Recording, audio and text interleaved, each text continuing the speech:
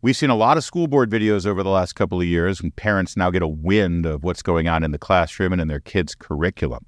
But the video you're about to see may be the best of all. Hello, everyone. I've been coming here for 5 years now, and I was going to talk to you about some practical things that I thought you could change about 3210. But I've changed my mind. I've been really confused over the last 5 years as to why we spend 45 minutes to an hour of every public meeting talking about how great everyone is and how great everything is in the schools, and now I've figured it out. I figured it out because all these people came here to defend you all from hurtful words. This is obnoxious. Let me just say, there is one goal for the educational system. It should be to prepare children to enter careers to be productive members of society. It is not a counseling session. It is not a self-help area. It is not somewhere to find yourself, and we should not be led by the children, for goodness sake. The children are called dependents for a reason. They depend on us who have fully developed brains. You cannot feel your way through life. The issues that we are talking about, we are bringing you statistics. We are talking about scholastics. We are talking about funding. We are talking about busing. We are talking about trying to figure out how to make our children be as successful as possible. And I am sure that that is your goal. And what we have been called tonight is what they're claiming that we're saying to children. We're having an adult conversation. There are not children in this room. We aren't going into the schools and calling them names. They call us Marxists and hateful and bigots and everything else under the sun. Well, let me tell you, less than 5% of the entire population of North Carolina identifies as LGBTQ. You guys all claim you want democracy. Well, you know what democracy is? It's the majority plus one. It's 50 plus 1. You know what? More than 50% of the people in this state claim that they believe in God, Almighty God, who made us male and female, God who made marriage between a man and a woman, God who said that we must protect our children. The fact that we can stand up here and we can brag about all of the wonderful graduations, but we know the statistics. 50% of children did not pass their end of grade tests. What are we celebrating? We have children coming up here telling us how horrible the mental health crisis is. Why?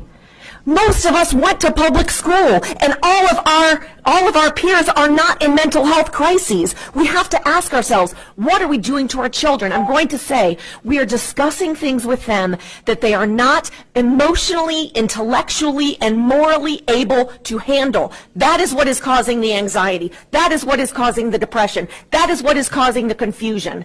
We need our children to be able to be children, to be able to be innocent, to be able to enjoy childhood and not know all of the drama and all of the difficulties in adult life. That is what we want. We want our children to be able to read and write and to think for themselves. That's just inspiring. I want to go back and watch it again. You want to go back and watch it again right now, don't you? I don't blame you.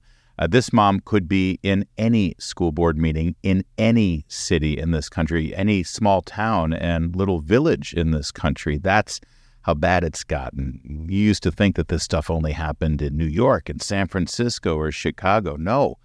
You know for a fact that the school board in your own town is out of control, and it takes moms like that to step up and call these school board officials out on it. It's funny how conservatives in this country used to sort of joke about school boards or city councils or even homeowners association. Nah, I don't worry about those things. I've got a job. I've got a life. I got to raise my kids.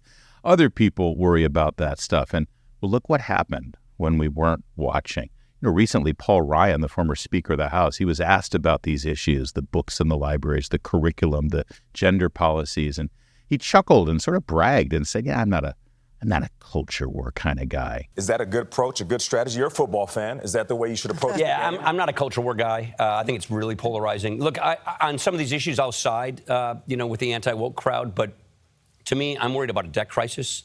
I'm worried about, the future of our country and China. Well, we can't afford not to be culture war kind of guys. It's not a war that we wanted. It's not a war that we picked. But boy, we're confronted with it now. And if we can't all be this mom speaking truth to these school board members and protecting our children, if we can't get so fed up that, yes, we're ready to throw our hat in and take down these left-wing activists who are pretending to care about education, who are pretending to care about our kids, but they're really just following orders from the National Teachers Union, who can't even teach math and English and science. All they care about is getting between us and our children over some pretty sensitive issues. Well, that's what needs to happen.